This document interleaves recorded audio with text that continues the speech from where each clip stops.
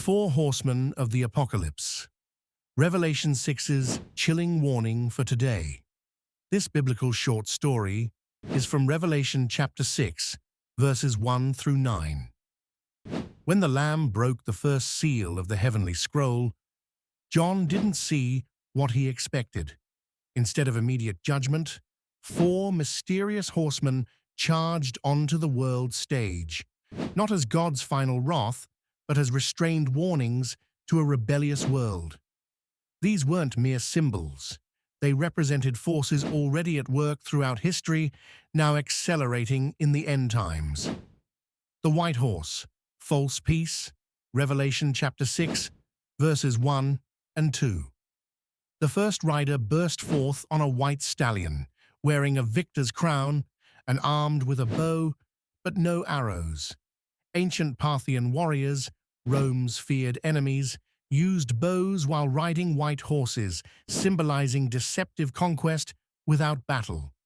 This rider personifies false messiahs, political antichrists, and ideological movements that promise peace but bring spiritual bondage. Jesus warned, "Many will come in my name, saying, 'I am the Messiah,' and will deceive many." Matthew chapter 24, verses 5.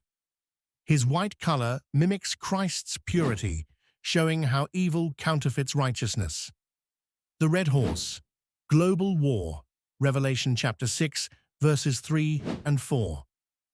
As the second seal broke, a fiery red horse thundered forth. Its rider carried a massive sword and was given power to take peace from the earth.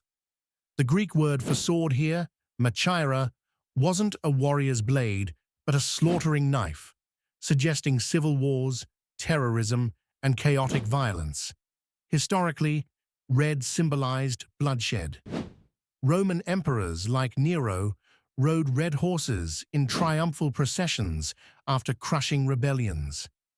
This aligns with Jesus' prophecy. "You will hear of wars and rumors of wars. Nation will rise against nation." Matthew chapter 24, verses 6 and 7. The black horse, economic collapse, Revelation chapter 6, verses 5 and 6.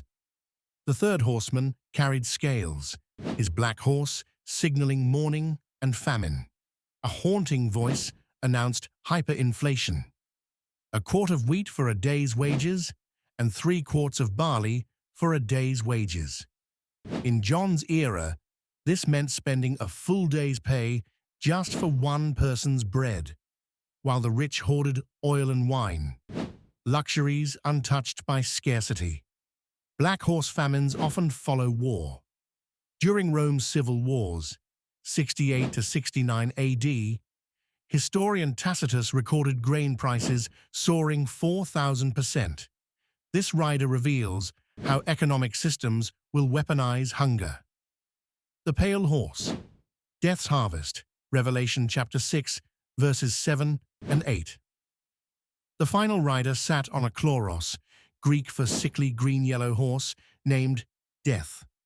Unlike the others, his authority was quantified: power to kill a fourth of the earth by 4 agents: sword, famine, plague, and wild beasts.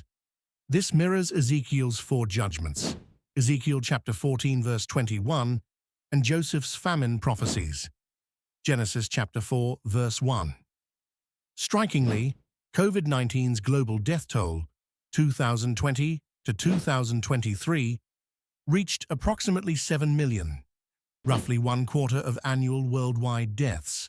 Whether literal or symbolic, death's limited scope shows God's mercy even in judgment. Shocking details most miss. 1. The horsemen ride by permission. Each time the Lamb opens a seal, the riders are given authority. These aren't random disasters, but divinely allowed warnings.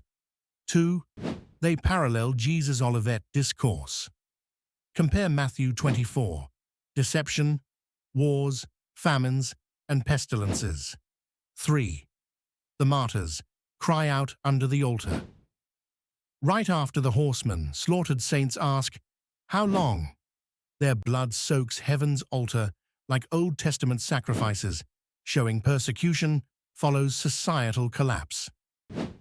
3 urgent lessons for believers. 1. Discern the white horse.